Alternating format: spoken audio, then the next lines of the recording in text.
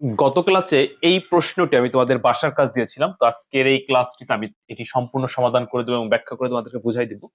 তো আশা করি তোমরা মনোযোগ সহকারে সম্পূর্ণ ক্লাসটি দেখবে। আর বিশেষ করে এই ধরনের সৃজনশীল প্রশ্ন প্র্যাকটিস করতে গেলে তোমাকে অবশ্যই বেসিক ভালো জানতে হবে। বেসিক না জানলে কিন্তু আমি যত ভালো করে বুঝাই না কেন তোমার মাথার উপর দিয়ে যাবে। তো তোমরা যারা এইচএসসি পরীক্ষার্থী, তো তোমাদের হাতে কিন্তু সময় কম। এই মুহূর্তে প্র্যাকটিস তুমি করবে না বেসিক শিখবে। যদি তোমার বেসিক দুর্বল হয় তাহলে অবশ্যই দুটোই একসাথে কন্টিনিউ চালাইতে পারো। যদি তুমি বেসিক ভালো পারো তাহলে বেশি বেশি করে প্র্যাকটিস চালাও।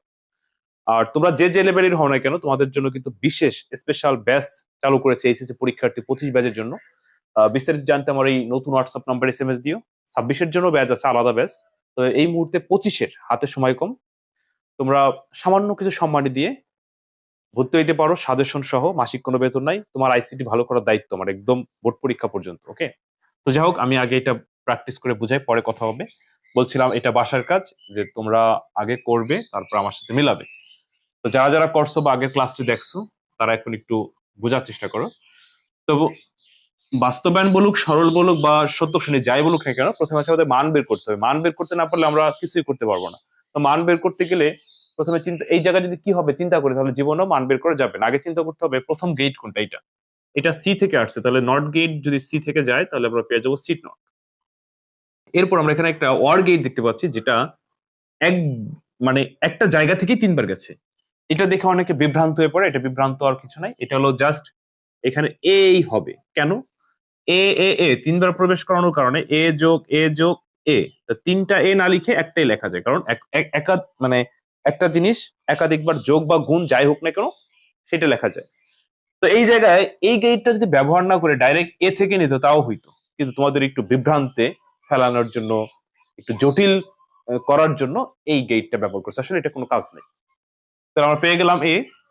এর পরবর্তীতে আমরা দেখতে পাচ্ছি এখানে একটা ন্যান্ড গেট আছে। ন্যান্ড গেটের ভিতরে প্রবেশ করছে দেখো সি নট, এ আর হচ্ছে বি। তাহলে আমরা সাজিয়ে লিখি এ বি সি নট, আর এই নটের জন্য কি হোল নট। এরপর আরেকটা নট গেট আছে, তাহলে এখানে দাঁড়ালো কি, দাঁড়ালো A B C not double whole not, কারণ একটা তো অলরেডি ছিল, আর একটি আসলো। এবার ওয়াই সমান কত হবে এইটাও বের করার আগে আমাদের এই গেটে কি হবে সেটা বের করবো। তো এই গেটে কি হবে দেখো, এ থেকে প্রবেশ করছে, আলো আবার এ গেছে, মানে এই এ থেকে গেছে আবার কিন্তু ঘুরে ফিরে সে এ গেছে, তাহলে এটার আউটপুট হবে এ জর এ। আশা করি এই পর্যন্ত বুঝতে পারছো। তো লাস্টে এটা কি হচ্ছে, অ্যান্ড গেট। সরি। তো টোটাল গেট হচ্ছে 7টি। যে শিক্ষার্থী 7টি গেট চিনবে তাকে যত কঠিন করে দেওয়া হোক না কেন সে অবশ্যই মান বের করতে পারবে। তো অ্যান্ড গেটের কাজ গুণ করা, মানে এই অংশ আর এই অংশ গুণ হবে। তো দাঁড়ালো এ জর এ গুণ A B C not double whole not.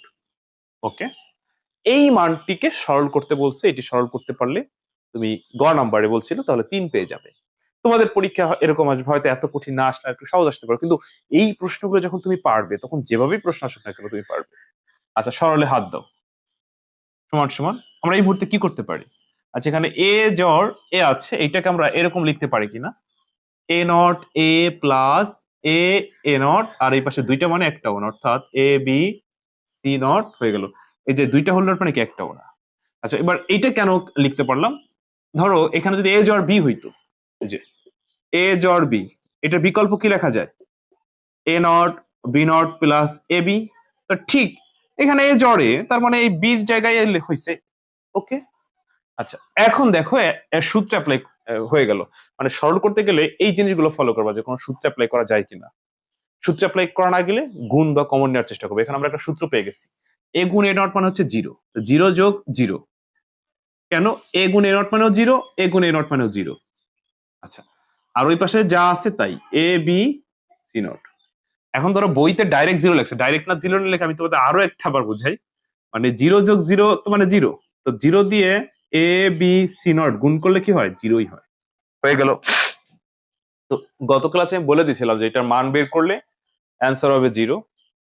উত্তর বলে দিয়েছিলাম কিন্তু একটু দেখাইনি। আমি জানি না তোমরা কতজন পারছো। যদি কেউ পেরে থাকো তাহলে কমেন্টে জানিও, আর যদি বুঝতে সমস্যা হয় তাও কমেন্টে জানাবে। প্রয়োজন আমি আরো বেশি ভালো করে ভেঙে ভেঙে তোমাদেরকে বোঝানোর চেষ্টা করব। আসলে এই ইউটিউবে দেখা যাচ্ছে একটা ক্লাস, বা ফেসবুকে দেই, ইউটিউবে দেই 5 মিনিট 10 মিনিট, এটা অনেক বেশি বড় করা যায় না, আর বড় করলে তোমরা দেখবাও না, বোরিং লাগবে। এই কারণেই তোমাদের কথা চিন্তা করে সামান্য মানে পারিশ্রমিকই বলতে পারো, এর এর বিনিময়ে সম্মানী বাবদ কিছু অর্থ নিয়ে তোমাদেরকে একদম বোর্ড পরীক্ষা পর্যন্ত পড়ায়। মাসিক কোনো বেতন নেই না, সাজেশনের জন্য কোনো টাকা নেই না। আমার মনে হয় যদি কোনো শিক্ষার্থী আমার এই কোর্সে ভর্তি হয়, তার আর বাইরে কোথাও পড়ার প্রয়োজন নেই। সে সর্বোচ্চ নম্বর পাবে, তার জন্য যা করা লাগে আমি তাই করবো। তো বিস্তারিত জানতে আমার এই নতুন হোয়াটসঅ্যাপ নাম্বার SMS দিও। আর বুঝতে পারলে তো আলহামদুলিল্লাহ, বুঝতে না পারলে কমেন্টে জানিও। তো ঠিক আছে, ভালো থেকো, পরবর্তী ক্লাসে তোমাদের সাথে আবার কথা হবে। আল্লাহ হাফেজ।